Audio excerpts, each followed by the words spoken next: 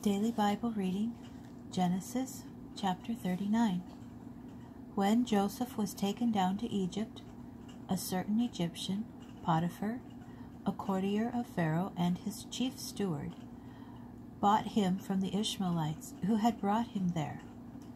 The Lord was with Joseph, and he was a successful man, and he stayed in the house of his Egyptian master. And when his master saw that the Lord was with him, and that the Lord lent success to everything he undertook, he took a liking to Joseph. He made him his personal attendant and put him in charge of his household, placing in his hands all that he owned. And from the time that the Egyptian put him in charge of his household and of all that he owned, the Lord blessed his house for Joseph's sake, so that the blessing of the Lord was upon everything that he owned, in the house and outside. He left all that he had in Joseph's hands, and with him there he paid attention to nothing save the food that he ate. Now Joseph was well built and handsome.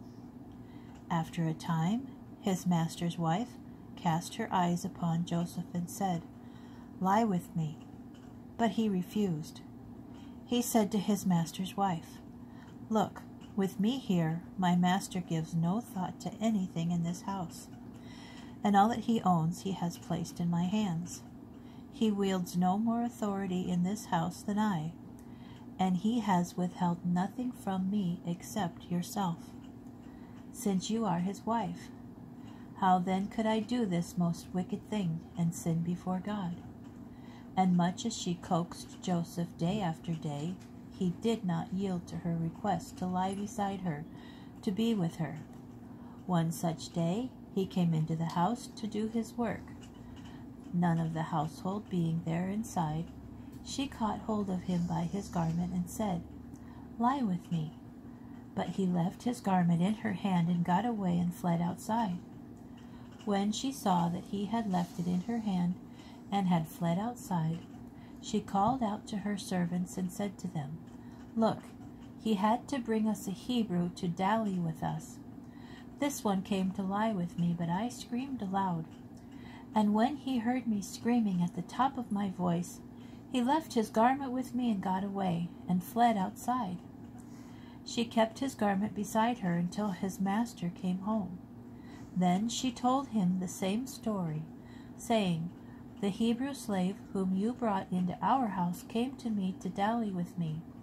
But when I screamed at the top of my voice, he left his garment with me and fled outside." When his master heard the story that his wife had told him, namely, "Thus and so your slave did to me," he was furious.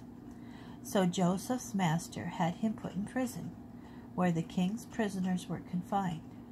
But even while he was there in prison, the Lord was with Joseph. He extended kindness to him and disposed the chief jailer favorably toward him. The chief jailer put in Joseph's charge all the prisoners who were in that prison, and he was the one to carry out everything that was done there. The chief jailer did not supervise anything that was in Joseph's charge, because the Lord was with him, and whatever he did, the Lord made successful.